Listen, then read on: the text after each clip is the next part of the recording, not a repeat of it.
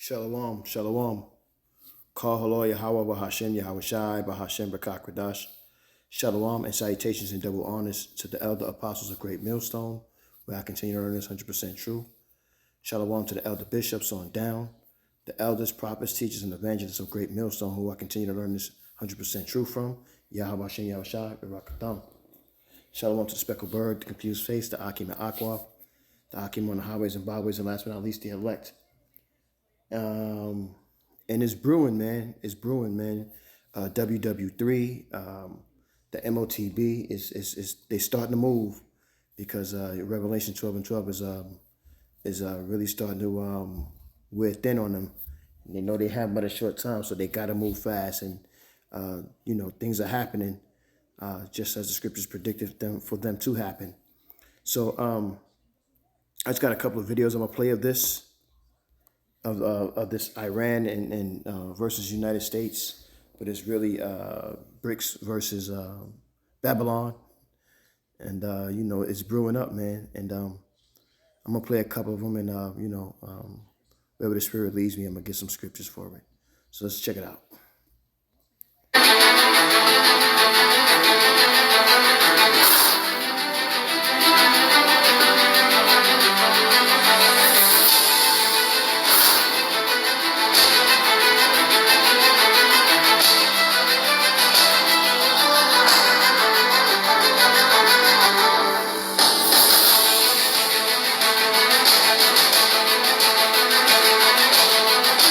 So Iran is not playing. Iran is pretty much telling Babylon America, listen, if you interfere with what we're doing, we're going to start bombing your embassies in certain places in the Middle East, which is really Western Europe.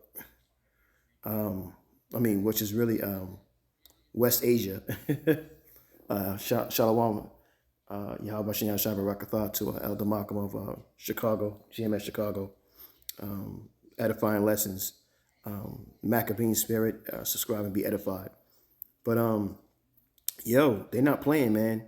These things are happening and these things are going down. And Jake is still concerned with swimsuits and making trips on boats and going different places around the country and around the world, not realizing that everything that you grew up to and all of your ancestors grew up to is about to be destroyed.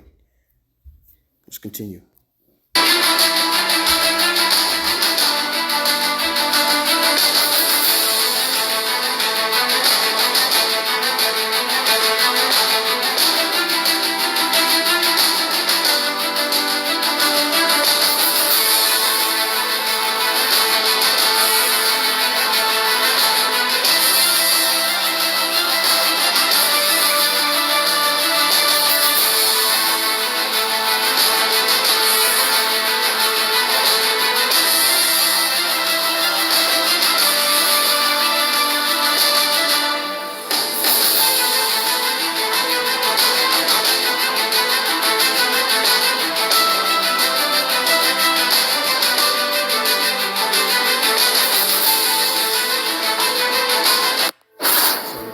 That was the first one. So you see, man, Iran is not playing at all, man. At all. Let's get to the next one. President Trump delivered an ultimatum to Iran over its nuclear program.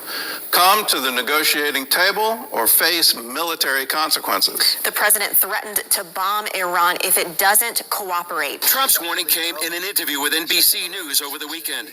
He said, if the Iranians don't make a deal, there will be bombs, and they will be bombs like they've never seen before.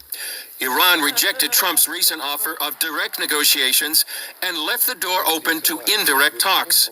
The UN agency overseeing Iran's nuclear program says the regime has sped up its uranium enrichment and now has enough that's just one step away from creating 6 nuclear bombs.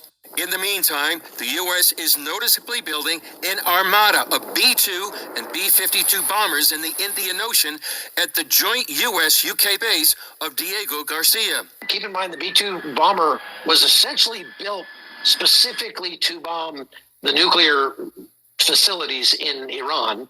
They have the capability of lifting what they call a massive ordnance penetrator, the largest bunker buster bomb the United States possesses. CBN News military analyst Chuck Holton says President Trump's statements are unprecedented. The real question is, President Trump has said that if Iran does not come to the negotiating table within 2 months, that there will be military strikes. He said that repeatedly, not even equivocating at all. So that was the second one. I'm going to play this last one for you real quick. Did you know Disney World was built on stolen land? Yeah, the happiest place on earth has a very unhappy origin. In the 1960s, Walt Disney used fake companies like Empty Lot, yes, Empty Lot, to secretly buy out black families in Florida. They were told the land was for an industrial park and got pennies on the dollar, as low as $200 an acre. Then Disney flipped it for $80,000 an acre a year later. When families refused to sell, eminent domain threats, their generational wealth, gone. Local papers knew. They called it the Great Florida Swindle. This isn't just history, it's a blueprint. And Disney wasn't the only one. Drop exposed in the comments if you want the receipts on Coca-Cola's land grab next. Follow at Truth Unveiled before this. So fair use for that song. I probably shouldn't have played it, but fair use for that song, man. Let's get Joel Salaki. Joel 3:10.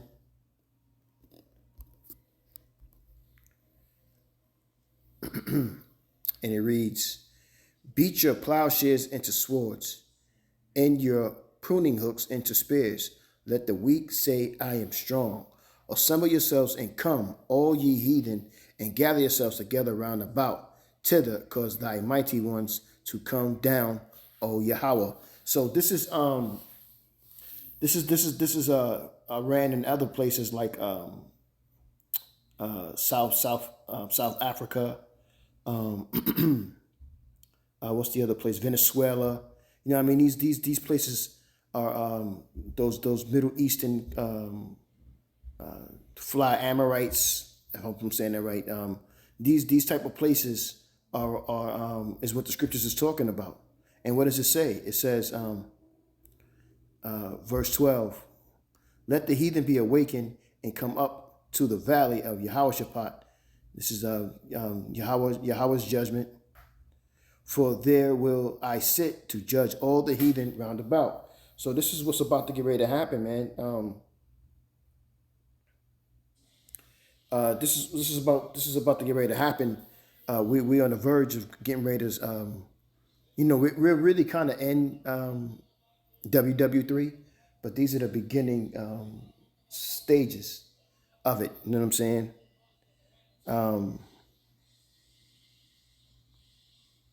This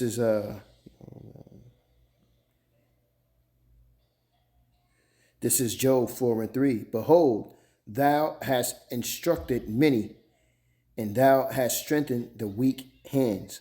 So those weak hands were the other these other nations, these third world countries that didn't have the power and the might that they have now, especially if they are under BRICS and they're dealing with BRICS, because BRICS is like the arch enemy or the ops, you would say, of NATO. You know what I'm saying? So America is getting themselves ready to gear up. You know what I mean? Going over there in what is that? The Mediterranean Sea or the Red Sea? They're gearing up to get themselves ready to do things that has to go down real soon, as the scriptures say, and we're getting ourselves prepared for it because we understand what's really happening. Let's see what else I got here. So, it's going down, man. You know what I mean? And, we're thanking Yahweh and Yahweh Shai because we know that these things has to happen. And he's preparing our minds to understand that these things are about to get ready to pass. So there's going to be a lot of a lot of hard things to deal with in Esau's old way, because his old kingdom is fallen, and he thinks he's going to rise up a new kingdom, but it's not going to happen. Let me see. What I got here.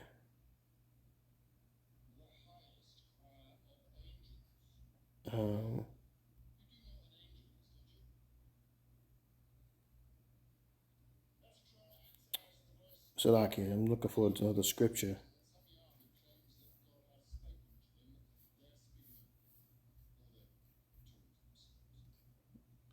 Let's see if it'll pull it up for me. It's not.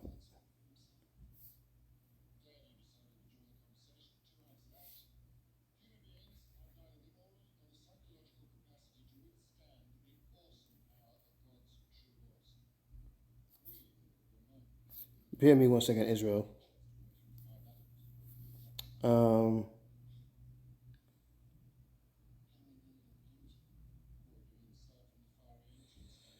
Jeremiah 21:4.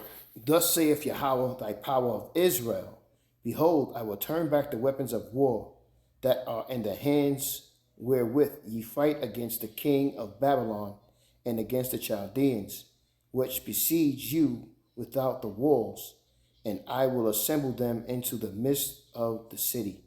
And this is what's about to happen in Babylon. We already got sleeper cells that's already in the midst of the city, that's about to get ready to destroy what they can, and the people in the city as well, as much as they can. It's about to be all chaos out here, man. See if I can get another scripture. I didn't really want to make this long. I just wanted to kind of, play those videos. I meant to play it last night, but I was, a little sleepy, so I just, passed out.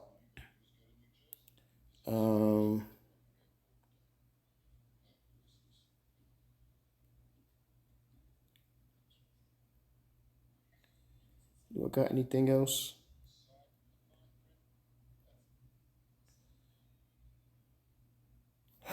So, the prophets and the teachers of Great Millstone have been out here and serving Yahweh and Yahweh Shai for many years.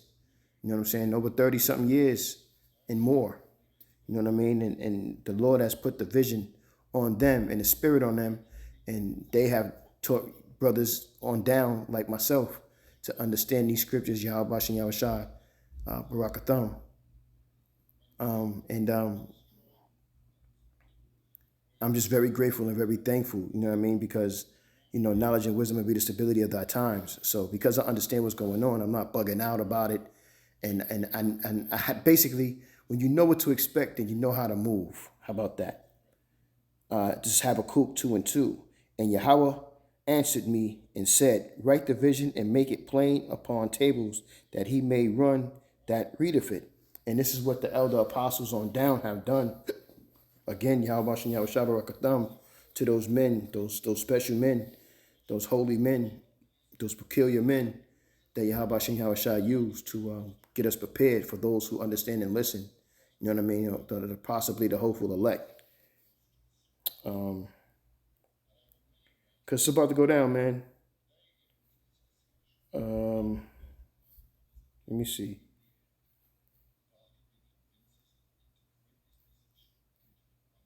And I'm just going up the spirit of what I'm reading. I'm not necessarily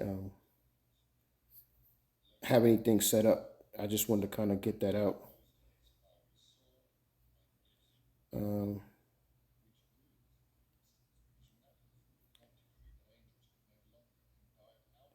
Let me see.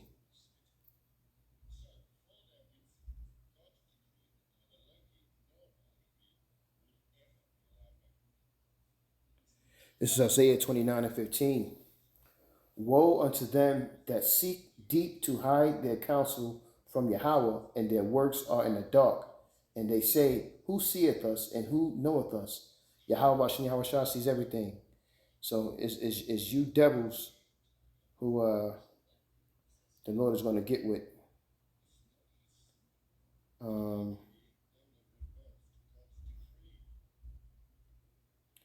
Do I have another one? Ezekiel 30:2. Son of man, prophesy and say, thus saith Yahweh thy power, how ye woe worth the day.